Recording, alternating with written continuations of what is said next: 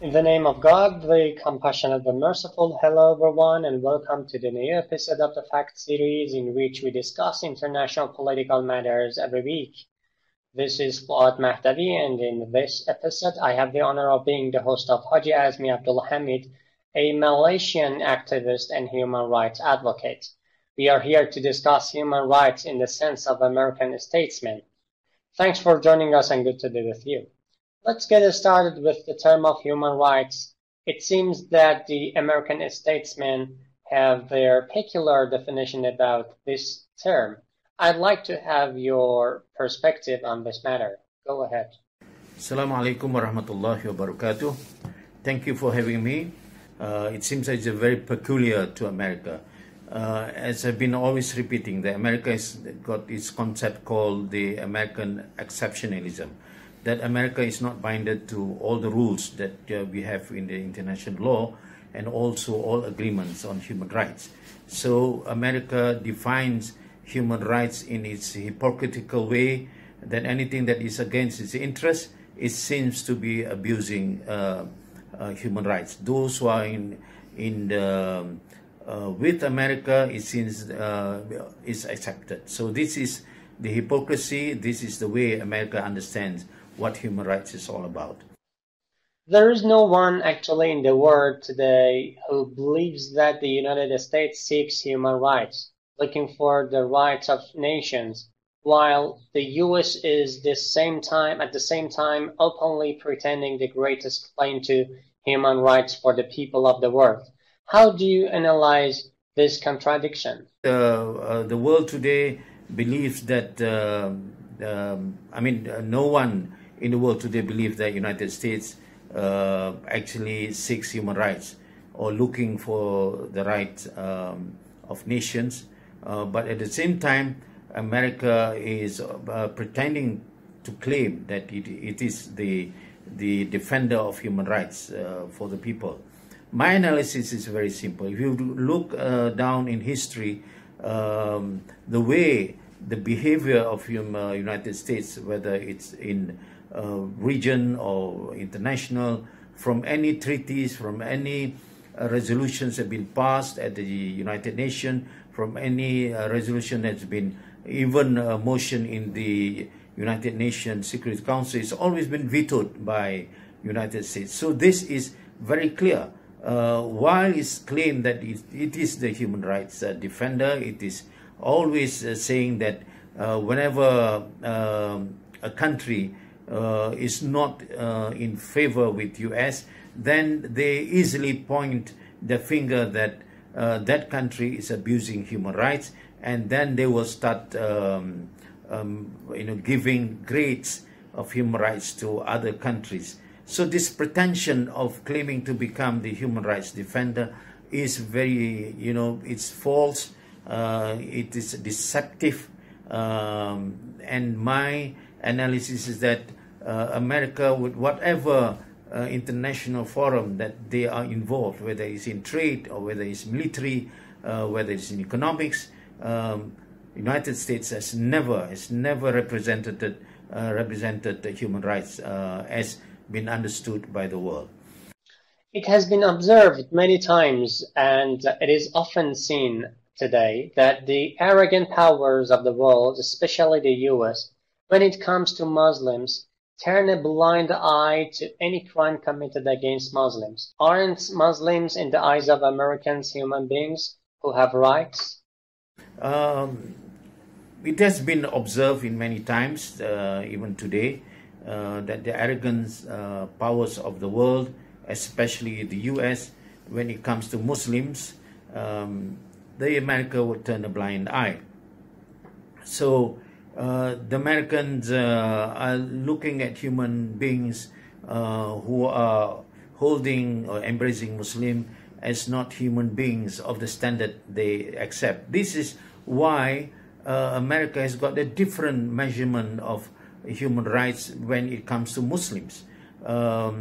Muslims have been oppressed in many parts of the world. If you talk about what's happened to the Rohingyas, the Kashmiris, and the Palestinians, we would see that there is always a different way of looking at Muslims when they are oppressed by the suppressor. So United States of America is acting in a hypocritical way, especially when it comes to the Muslims in Palestine, where whatever Israel has done to the Muslims, the US sees this as the rights of the Zionist Israel. So Muslims are not seen as human beings. That's the conclusion of it. So this is why we can never accept this kind of arrogance by the US when it comes to Muslims who are oppressed. Today, we see the human rights violations in the United States and are not actually limited to other nations, and that the American people themselves have been suffering from this matter for a long time. Given the recent protests in the US and several other countries, do you think a kind of awakening is taking place among the people of the world against the arrogant powers, especially the United States?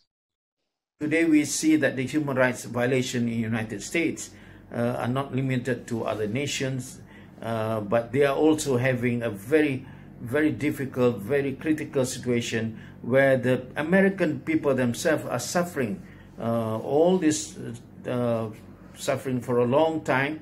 And given that there is a protest now in the US and several other countries, the question is whether there is there is a real awakening for people to rise and fight against the tyranny, against the arrogance, especially the United States. I agree very much that this is the kind of situation where United States is not only facing other people, facing other countries outside of the US, but they are fighting even within. But this has been covered all the time in the history of America. The way they treat the blacks, the way they treat the colored people. It's we can see it starkly. You talk about education, healthcare. You talk about their liberty rights, their civil rights. It's all can be seen in the records of the United States, how the colored people, how the black, and they've been profiled. So the systemic racism is very stark in America. That is why I think there is now an awakening, if we call it an awakening. There is now an upsurge of people resisting against America because of the double standard of what America is doing to other countries of the world and what they are doing to their citizens of the world, of America itself, where they have different values of people when they look among the white and the black. I'd like to talk a little bit about the cases of American human rights violation, both internationally and domestically. Is America's nature tied to American rights violations? We come back to that definition. The cases of human rights done by America is very clear, very obvious, whether it's international or domestic, and therefore they see themselves as not binding to any rules, any regulations, any decrees, but they say that they have a supremacy of doing things to other people. So that's the nature of America since its birth 400 years ago. They killed the tribes, they killed the Red Indians. They don't have any qualms about annihilating the people, and therefore when we asked why are you doing these kinds of criminals, these kind of crimes, they say that they are not binded, they are not tied down to human rights violation. How do you see the future of the US concerning the triangle of Corona crisis, the economic crisis, and anti-racist protest in the United States? I think there is a very clear sign that this regime, this United States, is now this United States. It cannot represent anything else. It cannot symbolize anything about equality, about justice. America is a symbol of injustice, a symbol of crisis. It's a source of crisis, and the future of the U.S. is bleak. Although Donald Trump wants to portray to the world that he's handling the situation, but now we see in America itself he couldn't handle the COVID pandemic. He can't even reorganize the economy, and he's not been able to address this anti-racist protest that is widely spread in the United States now, meaning that the future of America is going to be bleak.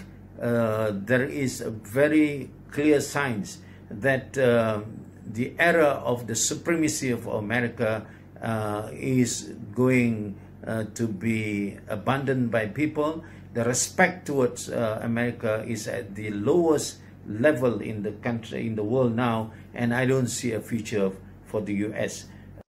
At the end, if you would like to add something more, I'm all ears. My end conclusion to this is that there is a need for the world to come together, especially among the Muslim countries, to always be united and to always not be allowed to be tools of the Western powers, especially the US. And this needs a lot of leadership strength. This needs a lot of unity among people. We cannot become subjects of people defining our lives of what kind of human rights that we should follow, what kind of liberties that we should have. Those definitions should not be allowed to be told to us. We, the Ummah, we have our character, we have a system, and we can prove to people how the Muslims can actually lead in the situation of crisis any part of the world. So that is my conclusion. America and all these Western allies and some of the Arabic allies should be exposed that they are not going to save the world.